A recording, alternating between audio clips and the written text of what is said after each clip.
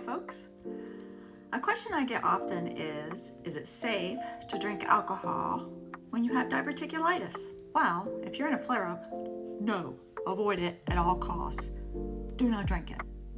Do not collect your $200 when you pass go. If you are experiencing smoldering, any kind of digestive gut symptoms, do not drink alcohol. It's like putting fuel on the fire, and the last thing you want to do is put more fuel on the inflammation you already have going on.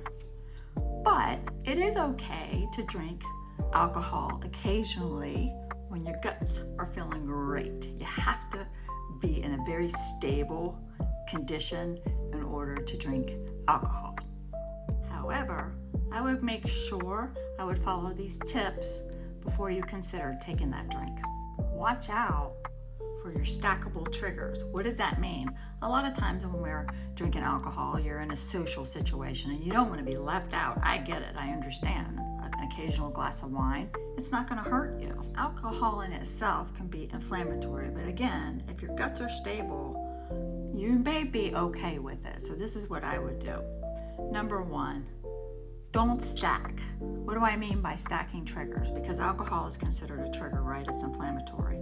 Watch what else you're having with it. Are you having a mixer with it? Is it a sugary type of mixed drink? Are you having dessert with your meal? Are you having dairy, greasy foods, heavy foods, things like that? So if you're stacking these inflammatory foods, then it's more likely that it's going to cause you issues. If you do decide to have a drink or two, moderation is key here. Make sure that you prep your gut ahead of time. Drink lots of water because alcohol can be very dehydrating, and the last thing you need to do is to be dehydrated, especially if you have a constipation issue, which a lot of people do when it comes to diverticulitis.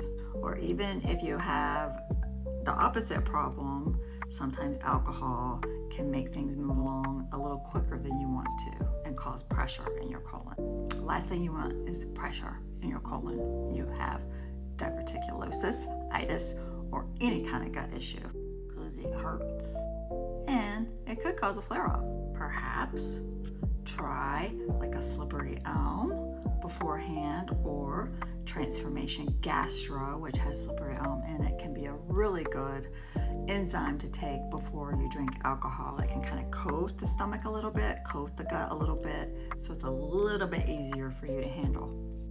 If you have burning, gastritis, any kind of itis type diagnoses, I would avoid alcohol altogether.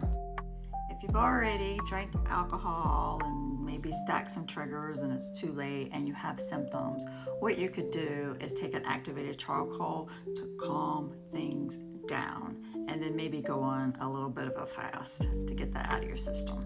Hydrate, hydrate, hydrate. Bottom line, yes, you can have an occasional drink in moderation, but just know what your gut is telling you. Listen to your body.